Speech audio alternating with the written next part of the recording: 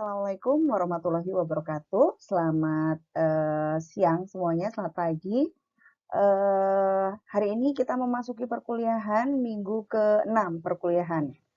Nah, mohon maaf karena hari ini Bu Puji harus menghadiri rapat kemahasiswaan tingkat Jawa Timur ya. Maka perkuliahan untuk hari ini saya record gitu ya. Nanti kita akan bertemu lagi pada sesi diskusi selanjutnya. Oke, hari ini kita akan memasuki materi selanjutnya ya. Minggu lalu kita sudah melaksanakan kuis dan hasilnya akan segera saya tunjukkan kepada saudara sekalian.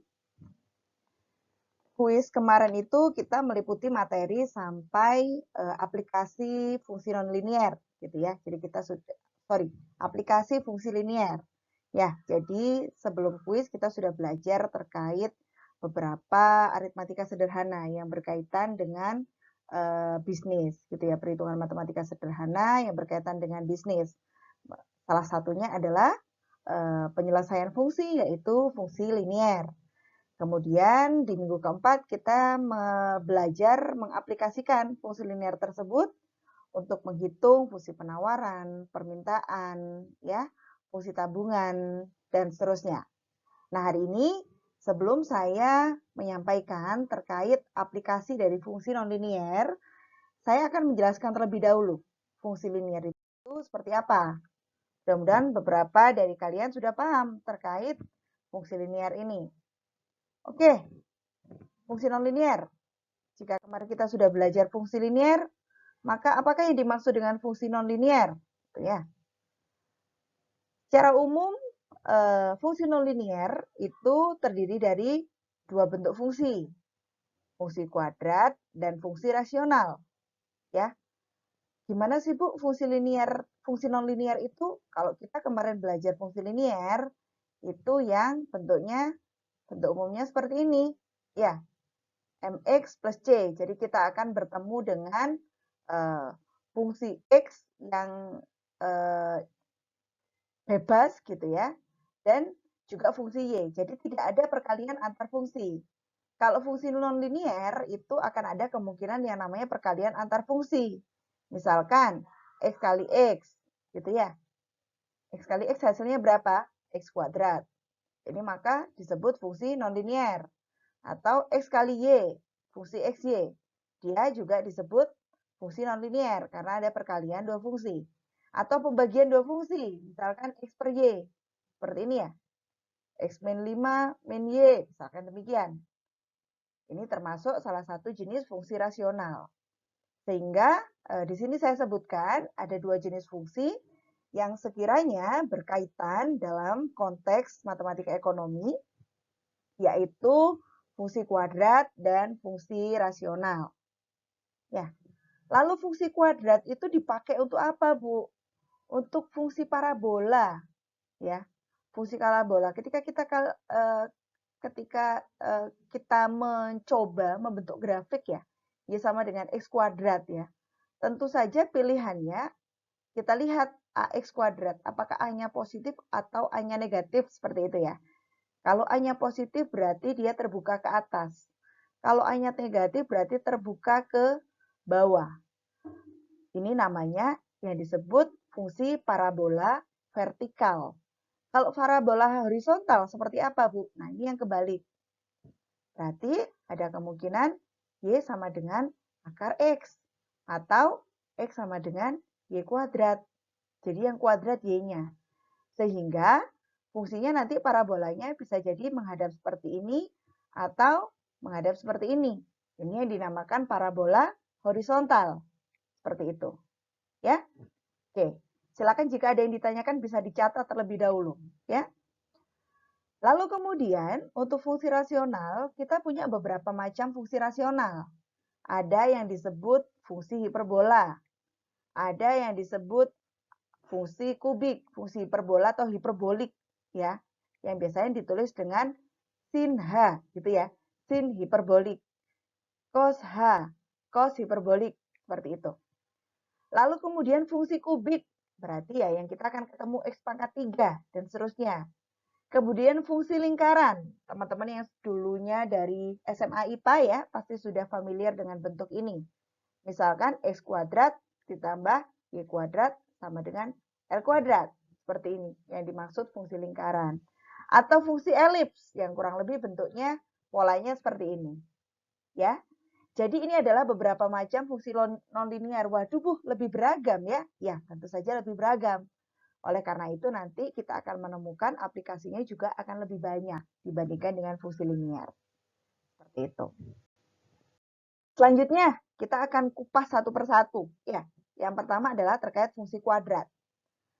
Fungsi kuadrat adalah fungsi yang pangkat tertinggi dari variabelnya adalah 2. Kita pasti sudah paham itu ya, bentuk seperti itu. Bentuk umum dari fungsi kuadrat seperti ini. Y sama dengan AX kuadrat plus BX plus C. Ya, teman-teman pasti sudah tahu. Di mana Y itu adalah variabel terikat, yaitu variabel yang bergantung dari nilai X. X-nya adalah variabel bebas yang bisa kita masukkan gitu ya. Domain, saya yakin teman-teman sudah paham terkait domain dan range. Terus kemudian A dan B itu adalah koefisien yang kita pilih, di mana A-nya itu bukan 0. Kenapa, Bu? A-nya tidak boleh 0. Karena ketika A-nya 0, maka fungsinya bukan jadi fungsi kuadrat, tapi akan menjadi fungsi linear. Ya. Terus kemudian C itu adalah konstanta. Konstanta bebas, dia yang bentuknya konstan. Maka bentuk fungsi kuadrat itu kurang lebih seperti ini. Lalu kemudian, kita juga perlu tahu loh, ciri-ciri penting dari fungsi kuadrat. Seperti apa? Ciri-ciri penting dari fungsi kuadrat yang pertama adalah titik potong fungsi dengan sumbu Y. Kalau kita bicara titik potong fungsi pada sumbu Y, berarti X-nya itu 0, gitu ya. Maka nilai Y itu sama dengan C. Sehingga nanti kita akan menemukan suatu fungsi kombinasi antara fungsi titik gitu ya. Fungsi yang terdiri dari bentuk titik yang terdiri dari fungsi X dan Y gitu ya. Yaitu titiknya berupa titik 0, C, di mana C itu adalah titik pada sumbu Y. Seperti itu. Ini titik potong fungsi pada sumbu Y.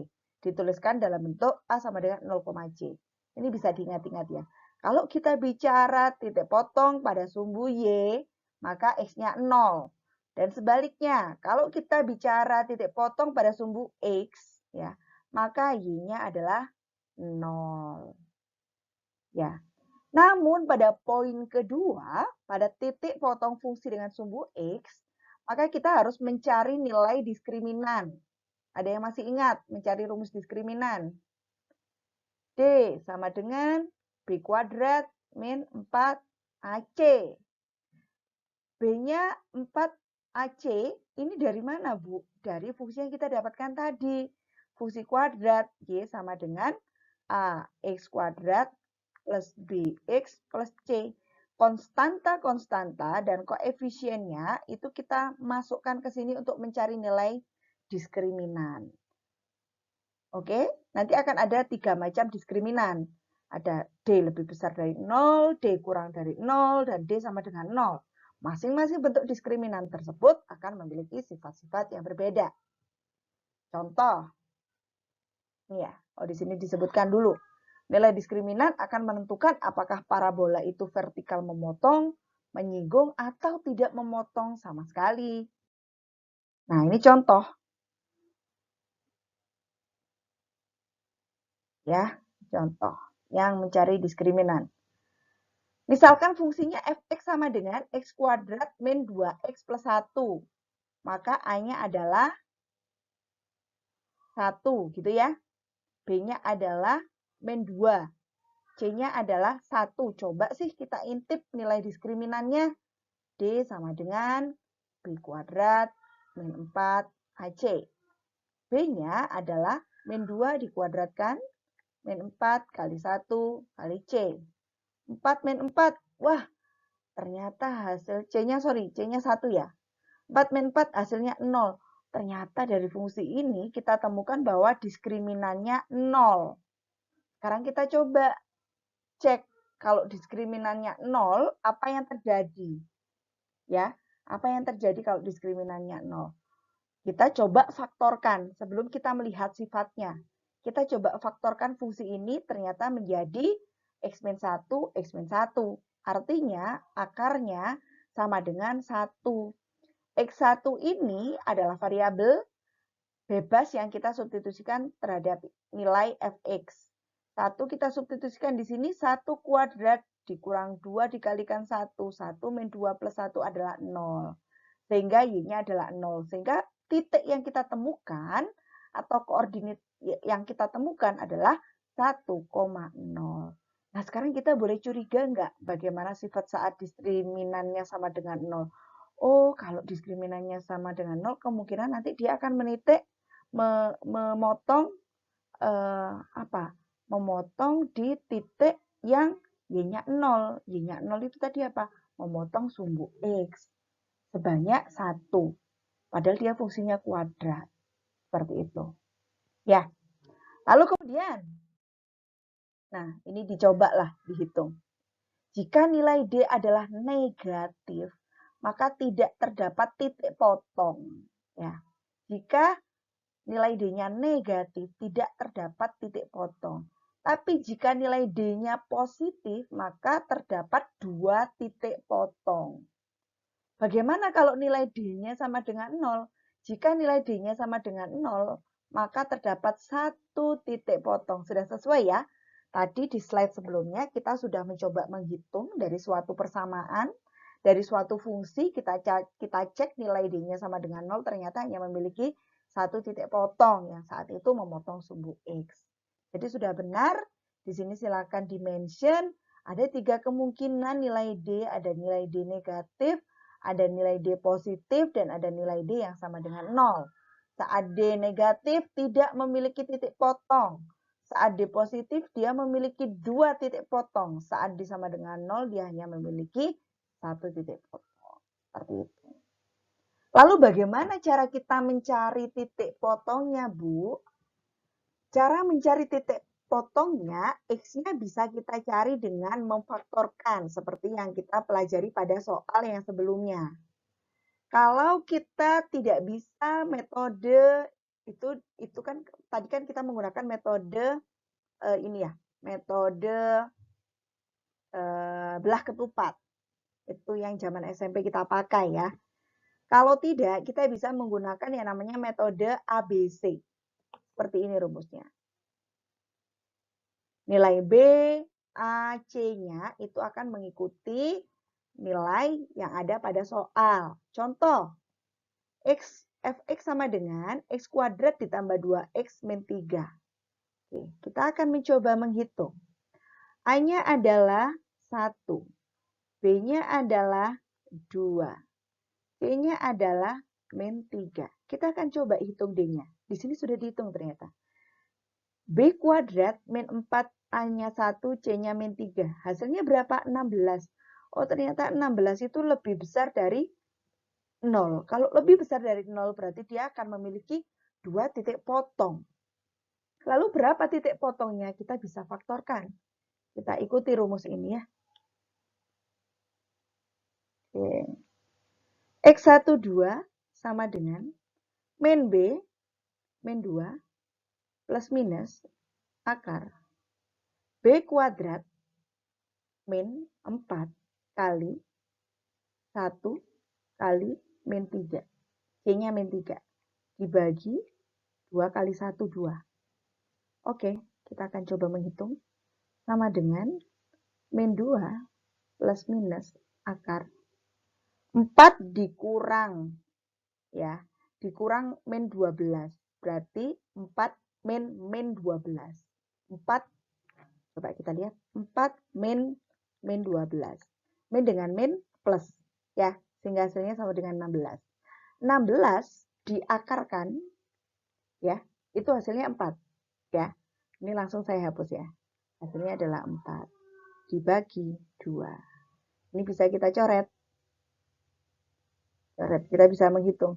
Berarti X1 itu kemungkinan, kalau X1 berarti kita pakai yang plus ya. Min 2 plus 4.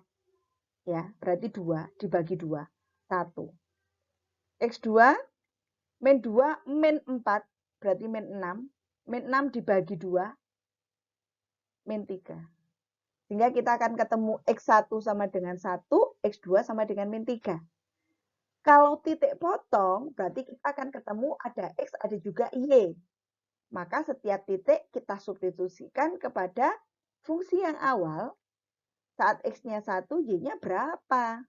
1 kuadrat ditambah 2 kali 1, 3. Kurang 3 berarti 0.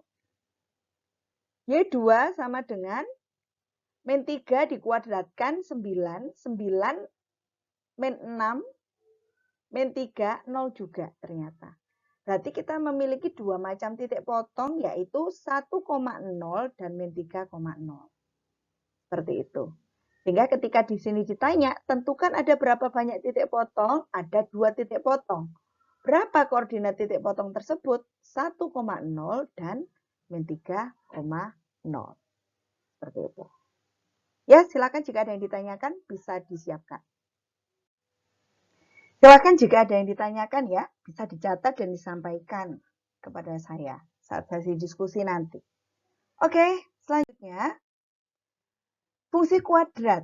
Ya, kalau fungsi kuadrat kita juga perlu mempelajari yang namanya titik puncak, yaitu suatu titik di mana arah berbaliknya. Ya, tadi kan kita tahu bahwa kalau fungsi kuadrat itu kurang lebih grafiknya jika tidak seperti ini, ya seperti ini. Atau seperti ini, atau seperti ini. Gitu ya. Maka ini kan ada puncak ya. Puncak yang ujung. Nah, ini bisa kita hitung juga dengan menggunakan rumus seperti ini. Ya.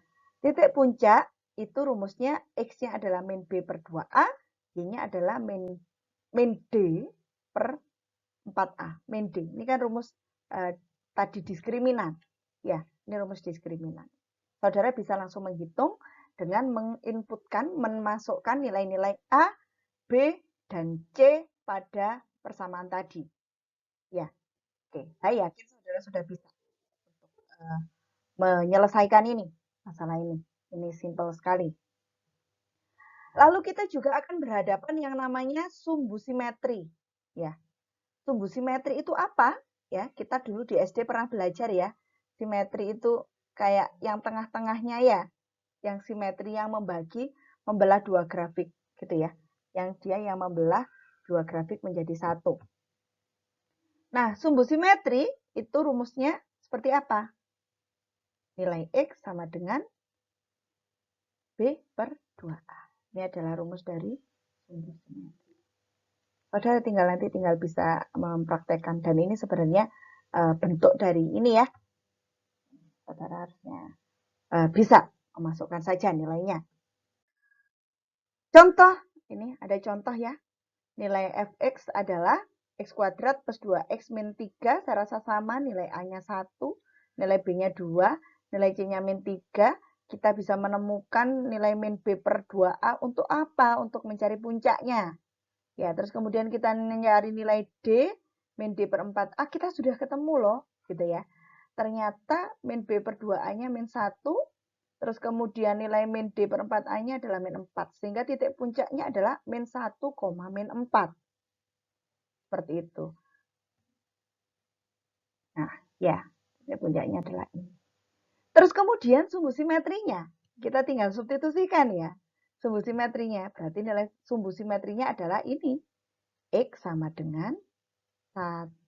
Ya, kan rumusnya min B per 2A. Kurang lebih seperti itu. Silakan nanti jika ada yang ingin ditanyakan, dicatat, disampaikan ke Bu Puji. Ya, dan di sini tadi yang Bu Puji sampaikan, tadi ada macam-macam jenis parabola, jenis fungsi kuadrat, ada yang menghadap ke atas, ada yang menghadap ke bawah, gitu ya. Ini disesuaikan dengan nilai diskriminannya, ya. Kalau misalkan D-nya lebih besar 0, berarti ada 2 titik potong, ya. Rasa paham ya? D-nya sama dengan 0, berarti kira-kira bentuknya seperti ini, ada 1 titik potong. Terus kemudian kalau D-nya kurang dari 0, dia nggak punya titik potong. Ya, loh Bu, ini kan dia memotong, tapi yang dimaksudkan memotong di X ya, bukan di Y ya. Memotong itu memotong di X. Jadi kalau dia mengambang kayak gini, dia tidak punya titik potong. Terus kemudian yang ini juga kayak gitu. Nah, ini untuk A lebih besar dari 0, dia cekung ke atas. Kalau A kurang dari 0, dia cekung ke bawah. Seperti itu ya. Ini. Silakan saudara pelajari. Nah, sekarang diminta gambarkan grafik fungsi Y sama dengan X kuadrat min 5X plus 6. Ya, dalam konteks ini kita tidak perlu memasukkan nilai satu-satu nilai X. Kita tinggal mempelajari saja titik potongnya berapa, titik puncaknya berapa. Seperti itu ya. Oke. Pertama kita cari titik potong fungsi dengan sumbu X. Pada sumbu Y. Kalau pada sumbu Y berarti kita nilai X-nya 0. Kalau nilai X-nya 0 berarti Y-nya sama dengan 6. Ya. Dari mana, Bu?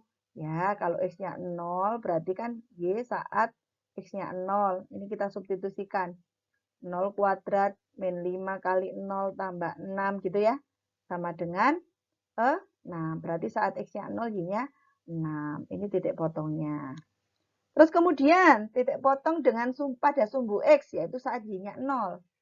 Saat Y-nya 0 berarti 0 sama dengan X kuadrat min 5X plus 6.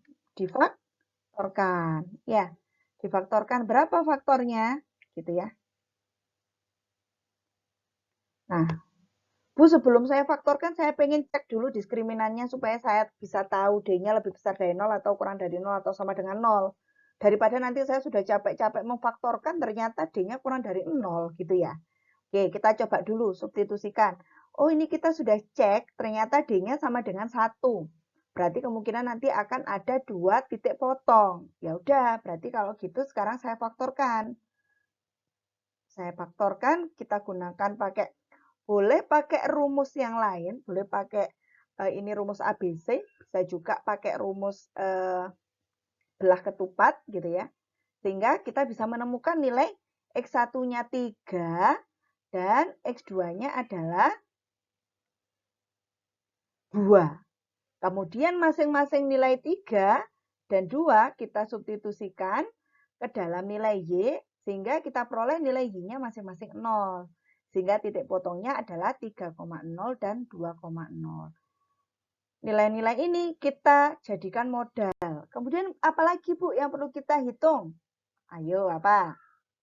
Titik puncak. Ya, titik puncaknya juga kita hitung. Karena itu adalah kunci utamanya. Ya. Oh, kita hitung pakai rumus dari Bu Puji, hasilnya sudah ketemu. Sumbu simetrinya, Bu, supaya kita tahu tengah-tengahnya. Oh, sumbu simetrinya kita juga sudah ketemu nilainya ini. Nilai-nilai yang sudah kita peroleh tadi kita gunakan untuk menggambar celing sudah dapat. Ya, kita titik potong terhadap sumbu Y, titik potong terhadap sumbu X, titik puncak, dan sumbu simetri. Sudah diperoleh gambar yang dimaksud. Cukup mudah ya. Nanti jika ada yang tidak tanyakan, silakan saudara tanyakan. Saat sesi tanya jawab, ya akan saya jelaskan. Nah, kemudian tadi kita juga sekilas kan membahas ya terkait ada yang namanya parabola horizontal, ada yang namanya parabola vertikal. Kalau parabola vertikal tadi kita temukan fungsinya Y sama dengan X. Kalau parabola horizontal kita akan temukan fungsinya X sama dengan Y. Ya, jadi dibalik tadi sempat saya sampaikan. Nah, kalau pada parabola horizontal, kita juga bisa menghitung diskriminannya. Kalau D-nya sama dengan 0, berarti dia memotong sumbu Y di satu sisi. Kalau kurang dari 0, tidak memotong sumbu Y sama sekali. Kalau lebih besar dari 0, memotong Y di 2 titik. Kurang lebih sama. Ya, kurang lebih sama. Cuman konteksnya tadi, kalau vertikal berarti sumbu X, kalau horizontal berarti terhadap sumbu Y. Kurang lebih seperti itu. Nah, ini silakan nanti saudara coba pelatihan menyelesaikan ya saat di kelas ini ya. Jadi ini bukan tugas, jadi harapannya besok itu bisa selesai dikerjakan saat kelas ya. Ini dan ini silakan saudara kerjakan. Lalu kemudian kita akan memasuki ke jenis fungsi nonlinear yang selanjutnya, yaitu fungsi pangkat 3. Fungsi polinom pangkat 3 dengan satu variabel bebas disebut fungsi kubik. Kurvanya nanti akan memiliki 2 lengkung. Konkav, ini ya. Gini ya, atau biasanya gini. Nah, ada cekung, ada jembung gitu ya. Ada konkav, ada konkav gitu ya. Konkav dan konkav. Bentuk umumnya kurang lebih seperti ini. Ya. Jadi kita akan ketambahan satu bentuk umum A3X pangkat 3. Ya, kurang lebih seperti itu. Seperti itu. Ini contoh grafiknya. Tadi sudah saya tunjukkan, ada konkav, ada konkav. Nah, terus kemudian bentuk lain dari fungsi nonlinier, yaitu fungsi rasional. Untuk fungsi rasional, ya, bentuk kurva fungsi rasional itu dia akan berbentuk hiperbola dan mempunyai sepasang sumbu asimtot. Ya, teman-teman kalau sudah belajar kalkulus, tidak belajar kalkulus ya. Asimtot itu adalah suatu garis yang mendekati kurva. Ya, sumbu asimtot itu adalah sumbu yang didekati kurva, ya, dekat sama kurva hiperbola, tetapi dia tidak pernah menyinggung. Jadi dia cuma PDKT aja, tapi nggak pernah jadian. Kayak gitu, itu namanya asimtot. Fungsi rasional istimewa dan sering dipakai dalam ekonomi. Itu namanya fungsi rasional. Ini contohnya. Misalkan ini adalah grafiknya. Ini yang namanya asimtot. Dia itu ibaratnya batasnya aja. Yaitu didekati oleh kurva. Kurva itu pasti ngadep sini. Misalkan kalau kita bicara harga emas itu ya kurang lebih naiknya kayak gini. Harga saham itu kurang lebih kayak gini. Ya, itu namanya asimtot dalam matematik. Bisa juga demikian. Kalau ini pendekatannya kan berbentuk sumbu lintang. Yang ini, grafiknya berupa seperti ini. Ya, atau bisa juga grafiknya itu dalam bentuk yang lain. Misalkan grafiknya seperti ini. Ini tidak masalah. Pokoknya dia yang didekati. Ini gambarnya Bu Puji. Kalau yang coret-coret ini kurang terlalu benar. Yang benar ini yang sudah saya tulis. Dia yang nggak boleh menyinggung grafik. Ya, jadi dia deket doang tapi nggak boleh nempel. Bentuk umumnya kurang lebih seperti ini. Nah, X kuadrat min CY kuadrat plus DX plus EY plus F sama dengan 0. Nanti saudara bisa baca lagi. Ini ya, saat mengerjakan. Jadi kemungkinan ini bisa menjadi panduan untuk saudara mengerjakan. Ini adalah fungsi hiperbola. Ya. Lalu, kita akan juga ketemu yang disebut fungsi XY sama dengan A. Ya. Artinya dia akan ada perkalian antara fungsi X dan fungsi Y. Kurvanya adalah hiperbola, segi 4, dan mempunyai sumbu asimtot. Yang satu tegak berimpit dengan sumbu Y, dan yang satu datar berimpit dengan sumbu X. Kita juga ketemu dengan fungsi yang bentuknya seperti ini. Misalkan X min H kali Y min K sama dengan C. Di mana H itu sumbu asimtot tegak, K itu sumbu asimtot datar, HK tadi adalah pusat hiperbola, C itu adalah suatu konstanta. Ya, biasanya konstanta itu kalau dalam fungsi lingkaran dia itu adalah R-nya, jari-jarinya. Kurang lebih seperti itu. Silakan saudara ingat bentuk ini juga. Loh Bu, tadi katanya bentuknya yang awal. Kok jadi sekarang? Kok jadi kayak gini? Ya, fungsi yang awal itu, yang barusan di slide sebelumnya Bu Puji tunjukkan, itu bisa juga dirubah dalam bentuk seperti ini. Gitu. Jadi sama saja. Ya. Nah, untuk yang selanjutnya, dia adalah fungsi lingkaran. Ya. Fungsi lingkaran itu definisinya tempat kedudukan titik pada suatu bidang yang mempunyai jarak tertentu dari suatu titik yang disebut pusat. Ya, saya yakin semuanya sudah paham dari zaman PAUD sudah belajar. Ini kira-kira kalau rapi bentuknya bulat gitulah ya lingkaran itu. Maka dia akan ada jarak-jarak di antara titik yang lain gitu dan jaraknya sama dan dia memiliki pusat. Bentuk umumnya kurang lebih seperti ini. AX kuadrat ditambah CY kuadrat, ditambah DX, ditambah EY, ditambah F sama dengan 0. Seperti itu. Dan di sini diberi catatan, A itu sama dengan C, tidak boleh sama dengan 0. Seperti itu. Dan A dan C tandanya sama. Sama itu seperti apa, Bu? Kalau min, min semua, kalau plus, plus semua. Karena kenapa, Bu? Ya, itu karena berkaitan dengan suatu nilai tertentu. Kita akan coba lihat yang bawah. Nah, seperti ini. Nah, ini harusnya kuadrat ya. Nah, jadi bentuk umum persama lingkaran itu seperti ini. X min H kuadrat ini harusnya ya. Ditambah Y min K kuadrat sama dengan R kuadrat. Mohon maaf. Ini bisa ditulis ulang. X min H kuadrat ditambah Y min K kuadrat sama dengan R kuadrat. Di mana H, K ini adalah titik pusat. Ya. Dan R ini adalah jari-jari lingkaran. Seperti itu.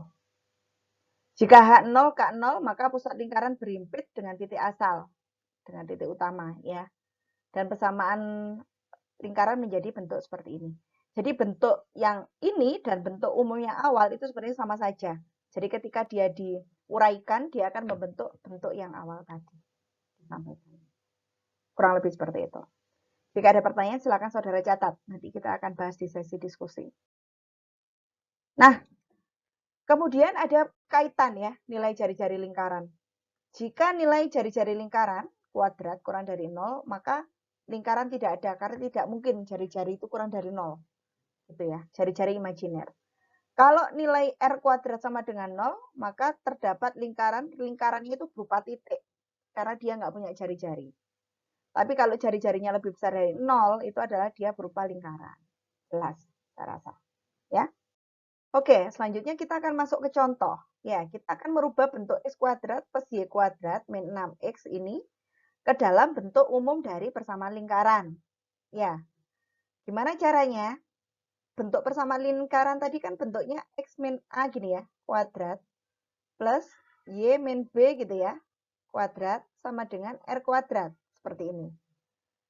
Dan kita juga pernah mempelajari saat di SMA bahwa kalau kita mencari X min A kuadrat itu dia sama dengan X kuadrat min 2A X plus A kuadrat. Seperti itu. Kedua bentuk ini akan menjadikan kita acuan untuk merubah fungsi ini ke dalam bentuk umum. Ke dalam bentuk standar. Ya artinya apa? Kalau di sini kita punya X kuadrat min sesuatu dikalikan X. Bisa jadi sesuatunya ini kita bisa bagikan 2 dan kita jadikan bentuk standar. Nah, sekarang gimana caranya, Bu? Kita akan dekatkan dulu satu persatu. Yang X kuadrat dengan X, yang Y kuadrat dengan Y. Jadinya apa? X kuadrat min 6X gitu ya. Yang Y kuadrat min 8Y. Lalu kita punya 16 juga sendirian. Kita belum tahu 16 itu apakah ikut yang persamaan ini atau persamaan ini. Atau tidak ikut keduanya. Nah, kita akan uraikan terlebih dahulu. Sesuai yang saya sampaikan di awal, kita akan mencoba membentuk X kuadrat min 6X itu menjadi bentuk X min 3 kuadrat. Kemudian untuk yang Y, itu kita akan rubah ke bentuk Y min 4 kuadrat. Kita akan coba rubah dulu. X min 3 kuadrat itu berapa? X kuadrat min 6X plus 9. Oke. Sedangkan yang kedua, Y kuadrat, Y min 4 kuadrat sama dengan Y kuadrat min 8Y plus 16. Sama dengan 0. Wah, oke. Kita akan sesuaikan bentuk ini dengan persamaan yang ini. Ya. Oke, ternyata 16-nya bisa kita pakai ke bentuk yang kedua. Sehingga yang belum masuk di sini adalah 9. Ya. Di sini ternyata di ruas kiri itu ada tambahan 9. Sedangkan padahal fungsinya itu tidak ada 9. Sehingga kita bisa menstabilkan ya persamaan kiri dan kanan. Kalau kiri ditambahkan 9, berarti yang kanan harus kita tambah dengan 9. Ya, berarti ini sama dengan 9. 9-nya dari mana, Bu? Kita stabilkan dari bentuk ini. Ya. Sehingga kita menemukan fungsi X min 3 kuadrat ditambah Y min 4 kuadrat sama dengan 9. Ini disebut kuadrat sempurna. Saya yakin saudara sudah pernah belajar di SMA. Nanti boleh ditanyakan jika belum paham. Ya. Sehingga apa yang kita dapatkan? Tadi sudah disampaikan sama Bu Puji. Kalau bentuk seperti ini berarti kita akan menemukan titik pusatnya yaitu 3,4. Ya, yang ini koma ini. Dan jari-jarinya Ini adalah R kuadrat, berarti jari-jarinya sama dengan 3. Lalu kita diminta gambar. Ya udah, gambar aja. Ininya titiknya 3,4, jari-jarinya 3. Kurang lebih bentuknya seperti ini. Ya, dan ini bukan 2 ya, ini kuadrat ya. Ini kuadrat harusnya. Oke, jika ada yang ditanyakan, silakan dicatat, saudara sampaikan saat kita bertemu. Kemudian yang terakhir adalah elips ya. Elips ini bentuknya kurang lebih sama ya dengan lingkaran. Kalau elips itu lebih memanjang, kalau lingkaran itu punya jari-jari yang merata. Elips didefinisikan sebagai lokus titik-titik yang jumlah jaraknya hingga 2 titik tertentu. Ya, gini ya. Jadi misalkan ini 1, ini kita anggap 2 gitu ya. Yang dinamakan fokus dan F aksen adalah tetap. Persamaan elips menjadi sederhana bila dipilih nilai asalnya 0 di pertengahan F aksen dan sumbu Y tegak lurus dari F aksen. Seperti itu. Kita misalkan pilih nilai F-nya adalah misalkan nilainya titik asalnya, titik tengahnya itu adalah 0,0 ya. Kita akan menemukan nilainya adalah 0F sama dengan 0 kali F aksen sama dengan C. Seperti ini. Dan nilai A kuadrat min C kuadrat sama dengan B kuadrat. Coba kita akan lihat hitungannya. Nah, ini adalah persamaan dari elips. Kurang lebih sama seperti tadi. Kalau lingkaran tadi hanya yang atas saja ya. Kalau elips itu kita tambahkan dengan per A kuadrat dan B kuadrat. Bentuk umum persamaannya adalah kurang lebih seperti ini. Seperti itu. Dan ya, bila elips dipindahkan sejajar sehingga pusatnya tidak lagi di 0, maka yang disebut titik M atau titik, bukan titik pusat sebutannya kalau elips ya, pokoknya titik tengahnya atau sumbu mayornya tadi ya, itu adalah H, K. Ya, H, K yang kita peroleh di sini. Seperti itu. Oke, ternyata penjelasannya sudah selesai ya. Ini ada beberapa latihan soal, silakan saudara juga kerjakan. Nah, ada 4 macam soal di sini dengan pertanyaan masing-masing ada 4 pertanyaan ya. Silakan saudara coba untuk dikerjakan sebagai latihan ya. Seperti kelanjutan dari yang tadi, silakan saudara kerjakan selama perkuliahan ya. Kurang lebih antara jam 9 sampai jam 11 itu silakan saudara coba kerjakan. Mudah-mudahan bisa selesai. Kalau nggak selesai nanti kabari Bu Puji ya. Nanti bisa saya perpanjang. Seperti itu. Ini ada beberapa latihan soal. Oke, silakan saudara coba untuk latihan. Saya rasa cukup pertemuan kita hari ini. Jika ada yang tidak paham, ditanyakan, silahkan ditanyakan. Ya, silakan saudara siapkan dan bisa saudara tanyakan saat sesi tanya jawab. Seperti itu. Sebelum saya tutup, saya berikan kalimat motivasi lagi dari Zig Ziglar. Ya, ini kebetulan beberapa waktu yang lalu saya mampir ke Pelindo 3, ya, Terminal Teluk Lamong. Dan saya menemukan kalimat ini dipasang di sana. Dengan besar, satu tembok besar gitu ya. Artinya ini bisa menjadi motivasi, bahkan digunakan sampai oleh karyawan BUMN. Berpikir positif akan membuat kamu melakukan segalanya lebih baik dibandingkan berpikiran negatif.